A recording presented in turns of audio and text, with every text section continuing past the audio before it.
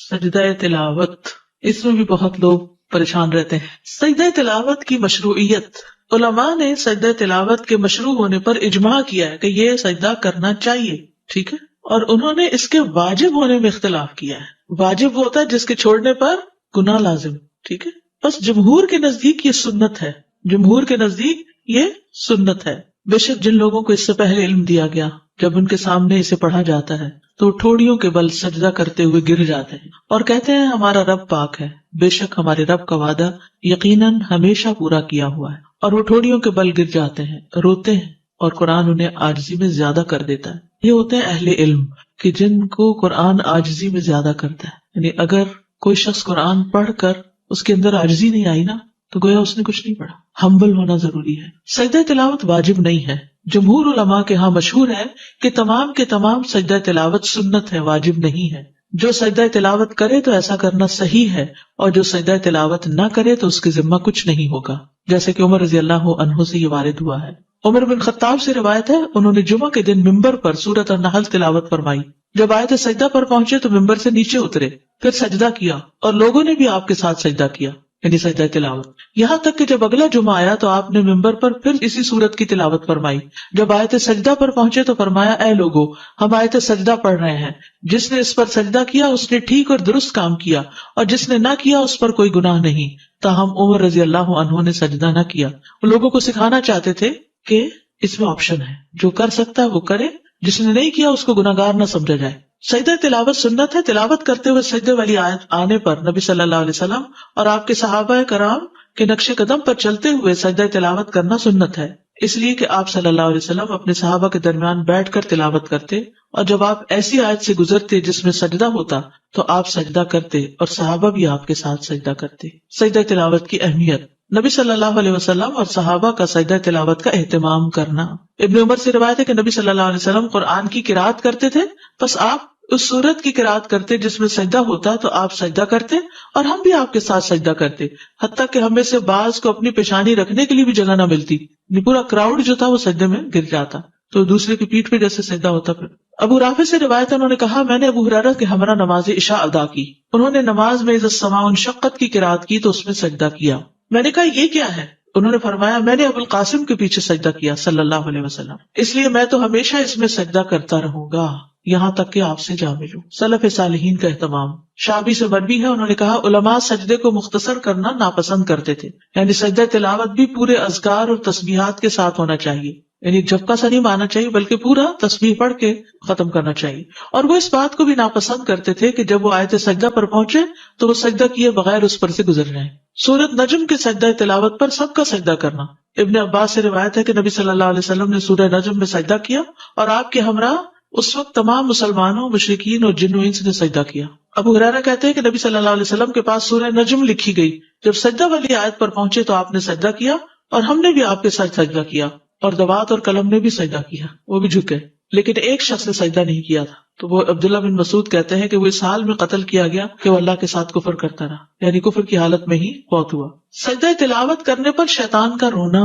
ابو ہریرہ سے روایت ہے، انہوں نے کہا کہ رسول اللہ صلی اللہ علیہ وسلم نے فرمایا جب ابن آدم آیت سجدہ کی قرات کرتا ہے پھر سجدہ کرتا ہے تو شیطان روتے ہوئے وہاں سے ہٹ جاتا ہے، وہ کہتا ہے ہائے اس کی ہلاکت، اور ابو قریب کی روایت میں ہائے میری ہلاکت۔ ابن آدم کو سجدے کا حکم ملا تو اس نے سجدہ کیا، اس کے لیے جنت ہے، اور مجھے سجدے کا حکم ملا تو میں نے انکار کیا، بس میرے لیے آگ ہے۔ تو یاد رکھیے یہی چیز نماز پڑھنے والوں نہ پڑھنے والوں میں فرق کر دیتی ہے، پڑھنے والے ایک طرف ہے، نہ پڑھنے والے ایک طرف ہے، کوئی آدم کے طریقے پہ چل رہے ہیں اور کوئی شیطان کے طریقے پہ چل رہے ہیں۔ جسے آپ بچوں والوں کو کہتے ہیں نا نماز پڑھو، اس کی ہمیں تو ہر وقت یہ لفظ نہ بولا کریں نماز پڑھو، کبھی بیٹھے ہو اچھے موڈ میں تو اچھا کریں، اچھا یہ بتاؤ کہ اگر تمہارے پاس چوائس ہو تو تم آدم علیہ السلام کے طریقے پہ چلو گے یا شیطان کے طریقے پہ؟ تو ہو سکتا ہے پہلے تو اس کو سوال ہی سمجھ نہ آئے کہ کیا مطلب، تو آپ کہیں گے آدم علیہ السلام کا جب حکم ملا تھا تو انہوں نے سجدہ کیا تھا، اور شیطان کا حکم ملا تو اس نے نہیں کیا تھا، تو تم کیا کرنا چاہتے ہو، تم اپنے لیے کیا پسند کرو گے؟ ایسے سوال ضمیر جگاتے ہیں، سوچنے پر مجبور کرتے ہیں، چوائس دیتے ہیں، اور پھر عمل کرنا آسان ہوتا ہے۔ تو لوگوں کا ضمیر جگایا کرے، ان کی انا نہیں جگایا کرے۔ کسی بھی معاملے میں جب کسی کی انا جاگ پڑتی ہے نا تو اس کو پھر کنٹرول کرنا بڑا مشکل ہے، اس کو سمجھانا بڑا مشکل ہے، اور جب ضمیر جاگتا ہے تو لوگوں کے دل پگھلنے لگتے ہیں، پھر وہ اس کو لے لیتے ہیں۔ اور اس کے لیے صرف حکم دینے کی بجائے اور آرگیو کرنے کی بجائے اور دلیل لانے کی بجائے اور بحث کرنے کی بجائے خیر خواہی کے ساتھ دل کی پوری سنجیدگی کے ساتھ سوال کیا تاکہ دوسرا بات سمجھ جائے. کیونکہ اصل ہمارا مقصد کیا ہے کہ یہ شخص مشکل سے بچ جائے کسی طرح, ورنہ ہمیں کیا لگے اس کی مرضی جو چاہے کرتا ہے, پر چین نہیں آتا نا, کیسے چھوڑ دیں.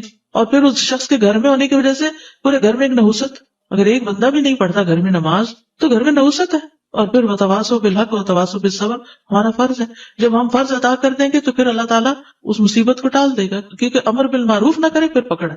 ایک عورت نے اپنا طریقہ لکھا ہوتا, کہیں پڑھا تھا میں نے, کہ وہ اپنا ہاتھ بھگوتی, اس کو خوشبو لگاتی اور پھر پیار سے اپنے شوہر کے چہرے پر ہاتھ پھیرتی تو اٹھ جاتا, اس کو اٹھتے اٹھتے اچھے خوشبودار ہاتھ کے لمس ملتا تو اٹھ جاتا. پھر ایک چائے کا کپ بنا دے, بس زمین دکھاتے. دعا کریں, دعا بہت ضروری ہے. ریسنٹلی کسی سے میری ملاقات ہوئی تو کہنے لگے میرے والد 80 سال کی عمر کے اور اب جا کر انہوں نے تھوڑا سا اس طرف توجہ کی ہے. مدر ان کی لیکچر لگا دیتی تھی اور وہ بھی ساتھ تھوڑا بہت سنتے تھے, تو ان کے اندر بھی ہلچل ہو گئی. اللہ کے ہاتھ میں ہدایت ہے, پتہ نہیں کب پلٹ جائے اور پچھلے ساری گناہ معاف ہو جائے. ہمارا کام تو دعا اور کوشش. سجدہ تلاوت والی آیات سے سجدہ کیے بغیر نہ گزرنا. عقبہ بن عامر کہتے کہ میں نے رسول اللہ صلی اللہ علیہ وسلم سے کہا, اللہ کے رسول کیا سورہ الحج میں 2 سجدے ہیں؟ آپ نے فرمایا ہاں, اور جو یہ 2 سجدے نہ کرنا چاہے وہ ان دونوں آیات کی تلاوت ہی نہ کرے. پھر یہ حدیث اس پر دلالت کرتی ہے کہ سجدہ تلاوت کے بارے میں تاکید آئی ہے, لیکن آپ کا یہ فرمان فلا یقرأہما کہ وہ ان آیات کی تلاوت نہ کرے, تو ممکن ہے کہ اس کو اس بات پر معمول کیا جائے کہ انسان انہیں نماز میں نہ پڑھے تاکہ اسے سجدے کی ضرورت پیش نہ آئے. یعنی اس کا یہ مطلب نہیں کہ پورا قرآن پڑھ جائے اور ہر سجدے کی آیت کو چھوڑتا جائے, یہ نہیں ہے اس کا مقصد. یعنی نماز میں پھر چوائس اوپن ہے, پورا قرآن کہیں اور سے پڑھ لو, یہ نہ نماز میں نہ پڑھو. اور اگر انہیں نماز سے ہٹ کر پڑھے گا تو یہ امر مطلوب ہے کہ انسان پورا قرآن پڑھے, لیکن یہ بات کہ پہلے وہ نماز میں ان دونوں سجدے والی آیات کو منتخب کرے پھر سجدہ نہ کرے, تو ایسا کرنا مناسب نہیں. یعنی آپ پڑھ تو رہے ہیں وہ آیتیں جو سجدے والی ہیں اور سجدہ ہی نہیں کر رہے, تو ایسا نہیں کرنا. یا آپ کا مقصد یہ تھا کہ اس کی اہمیت بہت ہے اور اس میں تاخیر نہیں کرنی چاہیے. سجدہ تلاوت کا طریقہ. نمبر 1 طہارت. اس میں کوئی شک نہیں کہ زیادہ افضل یہی ہے کہ انسان وضو کر لے, یعنی وضو سے ہو. لیکن اگر وضو نہیں تو سجدہ نہ چھوڑے, سجدہ کر لے. سجدہ تلاوت کے لیے طہارت کی شرط نہیں لگائی جائے گی, کیونکہ انسان جنابت کے علاوہ تمام حالات میں قرآن پڑھ سکتا ہے, اور اگر سجدہ کی آیت آ جائے تو وہ سجدہ کرے گا, خواہ وہ طہارت کی حالت میں ہو یا نہ ہو. قبلہ رخ ہونا ممکن ہو تو قبلہ رخ ہو جائے, لیکن اگر مشقت ہو اس میں نہ ہو پائے تو جدھر بھی رخ ہو سجدہ کر سکتا ہے انسان. لیکن مسنون طریقہ یہی ہے کہ اگر ممکن ہو تو سجدہ تلاوت کے لیے قبلہ رخ ہوا جائے. امام زہری کہتے ہیں کہ اگر تم حالت اقامت میں سجدہ کرو, یعنی گھر پہ ہو, مسجد میں ہو, تو قبلے کی طرف رخ کر کے کرو, اور اگر تم سوار ہو تو پھر جدھر تمہارا رخ ہو اس میں تم پر کوئی مواخذہ نہیں. تکبیر کہنا.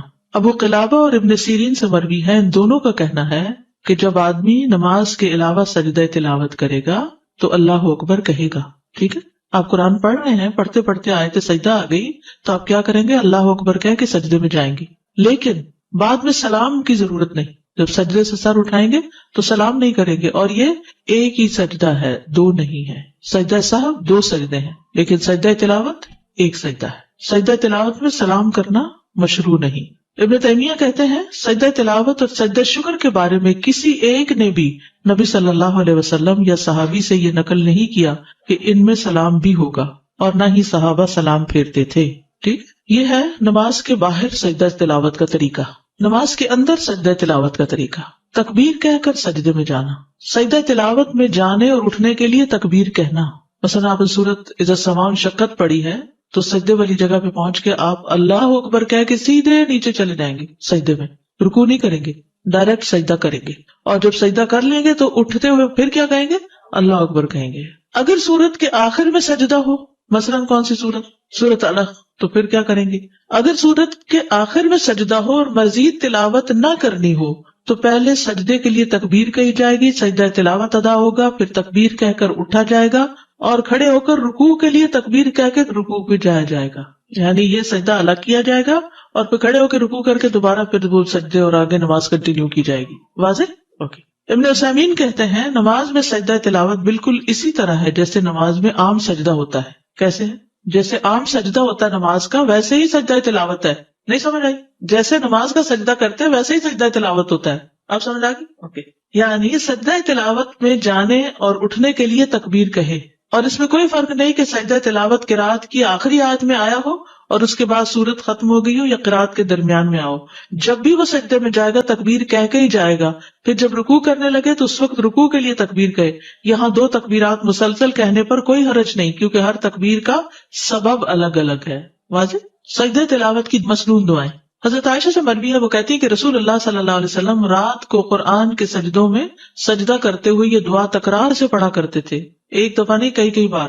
سجد وجہی للذی خلقہ وشق سمعہ وبصرہ بحولہ وقوتہ، میرا چہرہ اس ذات کے لیے سجدہ ریز ہے جس نے اس کو پیدا کیا اور اپنی طاقت اور اپنی قوت سے اس کی سماعت اور اس کی بصارت بنائی، یعنی کان آنکھ اللہ نے اپنی قوت سے بنائے. ابو سعید خدری رضی اللہ عنہ سے مروی ہے کہ انہوں نے کہا، میں نے خواب میں دیکھا گویا کہ میں درخت کے نیچے ہوں اور گویا کہ درخت سورۃ صاد پڑھ رہا ہے، یعنی اس سے آواز آ رہی تھی سورۃ صاد کی. پھر جب وہ آیت سجدہ پر آیا تو اس نے سجدہ کیا، درخت نے بھی، اور اپنے سجدے میں کہا اللہم اغفر لی بہا، اللہم حط انی بہا وزرا واحدث لی بہا شکرا وتقبلها منی کما تقبلت من عبدک داود سجدتہ.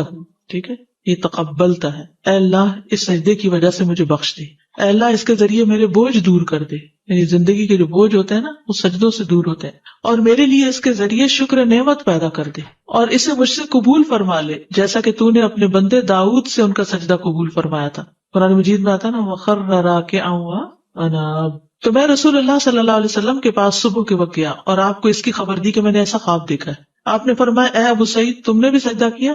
میں نے کہا نہیں. آپ نے فرمایا کہ تم درخت کی نسبت سجدہ کرنے کے زیادہ مستحق تھے. پھر رسول اللہ صلی اللہ علیہ وسلم نے سورۃ صاد کی تلاوت فرمائی. پس جب آپ آیت سجدہ پر آئے تو سجدے میں آپ نے وہی فرمایا جو درخت نے اپنے سجدے میں کہا تھا. نماز کے سجدے والی دعائیں پڑھنا، اگر یہ اوپر والی 2 دعائیں یاد نہیں تو جو نماز میں سجدے میں پڑھتے ہیں سبحان ربی الاعلیٰ وہ بھی کافی ہے. سجدہ تلاوت دوسرے سجدوں کی طرح ہی ہے، اور نبی صلی اللہ علیہ وسلم نے اللہ کے اس فرمان سبح اسم ربک الاعلیٰ کے متعلق فرمایا ہے کہ اسے اپنے سجدوں میں پڑھا کرو.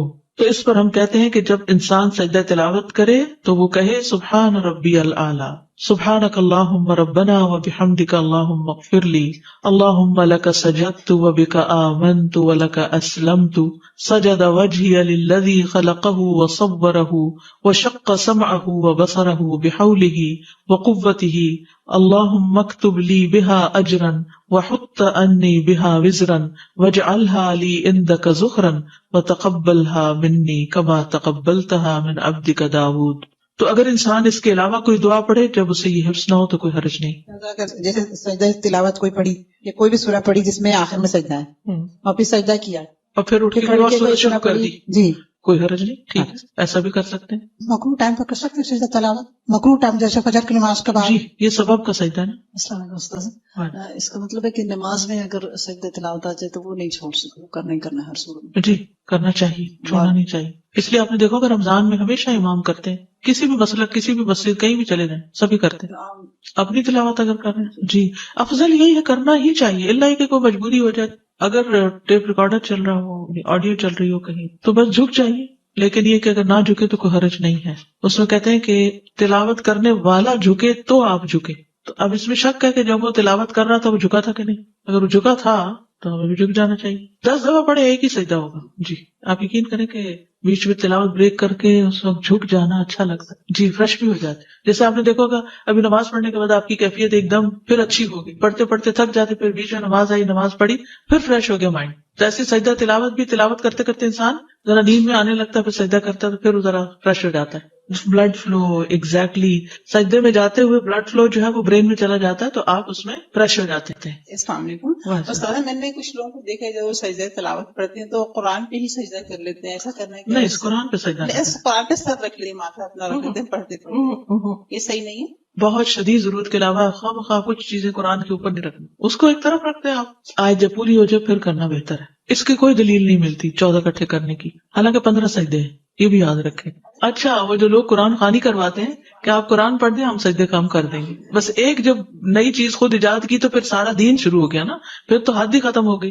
ہر چیز اپنے ہاتھ میں لے لی. میں بچوں کو قرآن پڑھاتی ہوں تو عموماً ان کو پڑھاتے پڑھاتے بار بار وہ آیت سجدے والی پڑھانی پڑتی ہے، پھر وہ بچے بھی پڑھتے ہیں تو ہم سرکل میں بیٹھے ہو، پھر اس صورت میں کیا کروں؟ بس آخر میں ایک سجدہ سب کر کے اٹھ جائے. ٹھیک، تو اس کے لیے بچے آگے بیٹھے ہو، کوئی حرج نہیں. اس میں نماز والی شرائط نہیں ہے. ٹھیک، جتنی ہو سکے اتنا تو بہت اچھا ہے، لیکن اگر نہیں ہو سکتی تو بھی کر لینا. یعنی اصل کیا ہے کہ سجدے والی بات آئی اور ہم جھک گئے تو آؤ جھک جائیں، بس اتنی سی بات ہے. سجدہ شکر، سجدہ شکر کی اہمیت. سجدہ شکر ان عظیم عبادات میں سے ہے جن کے ذریعے بندہ اللہ جل و علا کا شکر ادا کرتا ہے، کیونکہ اس میں اپنے جسم کا سب سے معزز ترین حصہ یعنی چہرہ زمین پر رکھ کر اللہ کے لیے خضوع اختیار کیا جاتا ہے، اور اس کے ذریعے دل اور زبان اور تمام اعضاء سے اللہ کا شکر ادا کیا جاتا ہے. نبی صلی اللہ علیہ وسلم کا خوشی ملنے پر سجدہ شکر ادا کرنا. ابو بکرہ سے مروی ہے کہ نبی صلی اللہ علیہ وسلم سے روایت کرتے ہیں کہ جب آپ کے پاس کوئی خوشی والی خبر آتی یا آپ کو کسی بات کی خوشخبری دی جاتی تو آپ فوراً اللہ کا شکر ادا کرنے کے لیے سجدے میں گر پڑتے. ہم نے زندگی میں کتنی دفعہ ایسا کیا، کتنی ہی گڈ نیوز سنی ہوگی، کتنی ہی خوشخبریاں سنی ہوگی، کبھی بچے کی ولادت کی، کبھی کسی بچے کی کامیابی کی، کبھی کسی کی شادی کی، لیکن ہم خوشی کا اظہار عموماً اللہ کی نافرمانی سے کرتے ہیں، جبکہ خوشی کا اظہار اللہ کی فرمانبرداری سے اور اس طریقے اور اس کام سے کرنا چاہیے جو انسان کو اللہ کے قریب کر دیتا ہے. نبی صلی اللہ علیہ وسلم کا ایک موقع پر لمبا سجدہ شکر ادا کرنا. عبد الرحمن بن عوف سے مروی ہے کہ ایک مرتبہ رسول اللہ صلی اللہ علیہ وسلم باہر نکلے.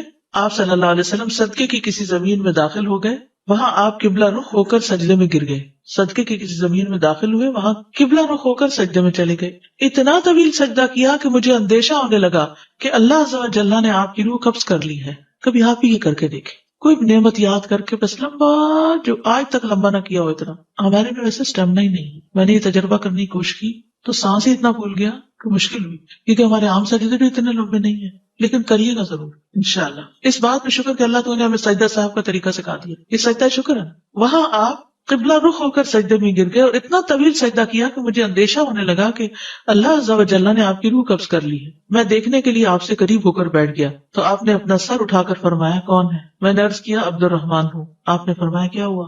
یعنی آپ اتنے محب تھے کہ آپ کو یہ خیال ہی نہیں رہا کہ یہ پریشان ہوا ہے. میں نے کہا اللہ کے رسول آپ نے ایسا سجدہ کیا کہ مجھے اندیشہ ہونے لگا کہ اللہ عز و جل نے اس میں آپ کی روح قبض کر لی. اس پر آپ نے فرمایا جبریل میرے پاس آئے اور انہوں نے مجھے خوشخبری سنا دی کہ اللہ عز و جل فرماتے ہیں جو شخص آپ پر درود بھیجے گا میں اس پر اپنی رحمت نازل کروں گا، اور جو شخص آپ پر سلام بھیجے گا میں اسے سلامتی دوں گا. اس پر میں نے اللہ عز و جل کے لیے سجدہ شکر ادا کی. نبی صلی اللہ علیہ وسلم کا داؤد علیہ السلام کی توبہ قبول ہونے پر سجدہ شکر ادا کرنا. ابن عباس سے مروی ہے کہ نبی صلی اللہ علیہ وسلم نے سورۃ صاد میں سجدہ کیا اور فرمایا داؤد علیہ السلام نے یہ سجدہ بطور توبہ کیا تھا اور ہم یہ سجدہ شکرانے کے طور پر کرتے کہ اللہ نے داؤد علیہ السلام کی توبہ قبول کر لی.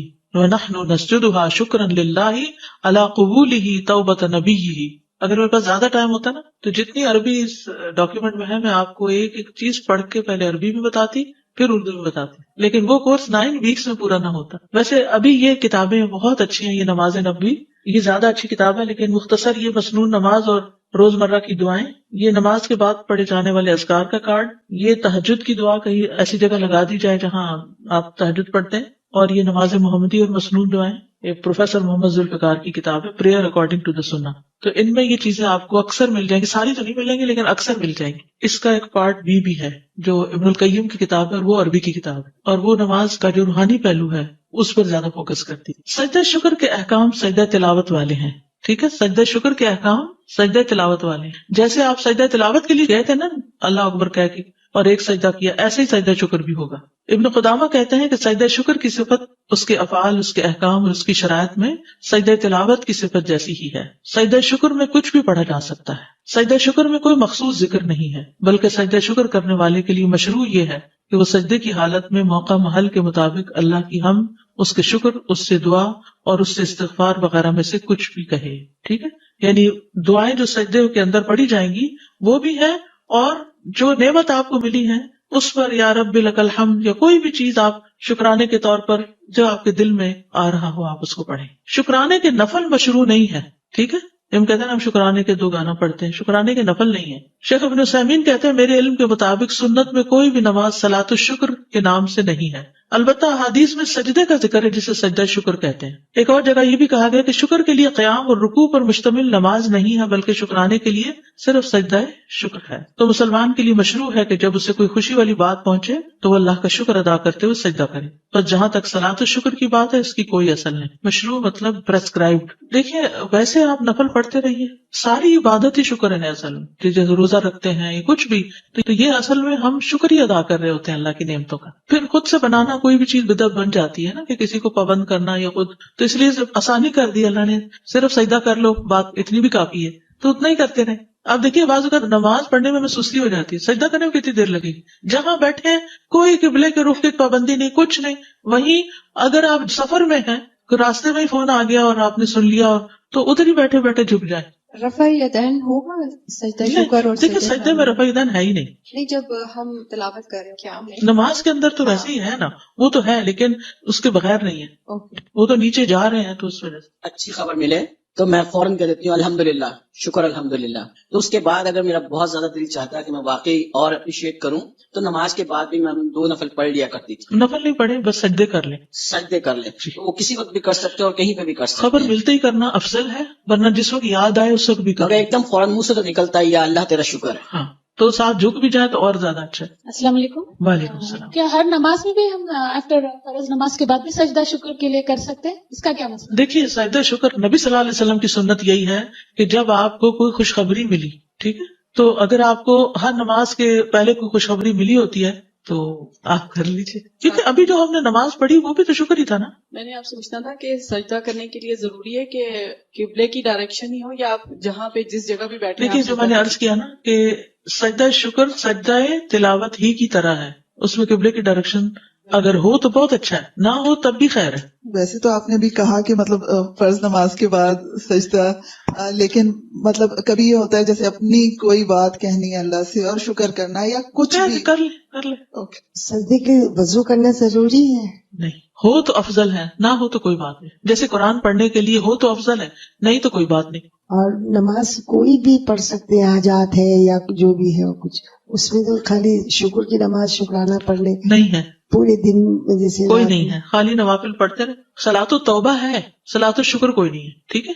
صاحب پیریڈز میں سجدہ شکر کر سکتے ہیں؟ جنابت کی حالت میں نہیں کرنا، اور سجدہ تلاوت پیریڈ بھی جنابت ہی کی ایک طرح سے حالت اور سجدہ تلاوت بھی نہیں؟ نہیں۔ وہ تو نبی صلی اللہ علیہ وسلم کو جب کوئی مشکل آتی تھی تو وہ نماز کی طرف دوڑتے تھے، تو وہ صلاۃ الحاجت ہی ہو گئی، اور وہ جو آتا ہے نا وَاسْتَعِینُوا بِالصَّبْرِ وَالصَّلَاةِ، تو وہ بھی آ جاتا ہے اس میں۔ السلام علیکم۔ میں ہر روز شکرانے کے نفل ادا کرتی ہوں، تو کیا ان کو ویسے ہی ادا کر لیں، اچھا۔ وہ شکرانہ ہی قرار پائے گا، لیکن کوئی ایسی نماز ہے نہیں، اچھا ویسے نفل چھوڑے نہیں، دہا کے وقت چاش کے وقت پڑھا کریں، جی، اور اس کے بعد اگر کوئی انسان بیٹھ کے استغفار کرتا ہے، خاص طور پر یہ دعا، اگر کوئی آپ کی زندگی میں پریشانی ہے نا تو یہ نسخہ کر کے دیکھیں، یعنی دعا یا اشراق کی نماز کے بعد ادھر ہی بیٹھے ہوئے 100 دفعہ پڑھیں رب اغفر لی وتب علی انک انت التواب الغفور، ٹھیک ہے، رب اغفر لی وتب علی، اے اللہ مجھے معاف کر دے اور مجھ پہ مہربان ہو جا، انک انت التواب الغفور، تو تواب بھی ہے اور غفور بھی ہے۔ ساتھ جیسے ہم فجر کی نماز پڑھ کے ہم ادھر ہی بیٹھے رہتے ہیں، آپ کہتے ہیں ذکر کریں، تو پھر وہ اشراق کے 2 نفل پڑھ کے جی آپ جی۔ اٹھ جائیں، تو پھر ہمیں چاش کی نماز دوبارہ پڑھنی ہوگی 10 بجے جو چاش کے 4 نفل ہیں؟ پڑھ سکتے ہیں دوبارہ، اگر نہ پڑھنا چاہیں تو یہ ایک دفعہ پڑھی ہوئی کافی ہے۔ کافی۔ یہ بھی سجدہ تلاوت کی طرح سبب کا سجدہ ہوگا، اور اس میں اللہ اکبر کہہ کے سجدہ کرنا ہے۔ اٹھتے ہوئے نہیں اللہ اکبر کہنا، صرف جاتے ہوئے، تو پھر جب سجدہ تلاوت کریں گے نماز کے علاوہ تو اس میں بھی جاتے ہوئے اللہ اکبر کہنا ہے، لیکن اٹھتے اٹھتے ہوئے نہیں۔ ہاں ان سجدوں میں اپنی لینگویج میں باتیں کر سکتے ہیں، یعنی جیسے آپ فجر کی نماز پڑھی، بیٹھے رہے تلاوت کر رہے ہیں، ذکر اذکار کر رہے ہیں، سورج بلند ہو گیا، پھر آپ 2 نفل پڑھتے ہیں، پھر بیٹھ کے یہ دعا کرتے ہیں، کیونکہ یہ بڑا قیمتی وقت ہوتا ہے۔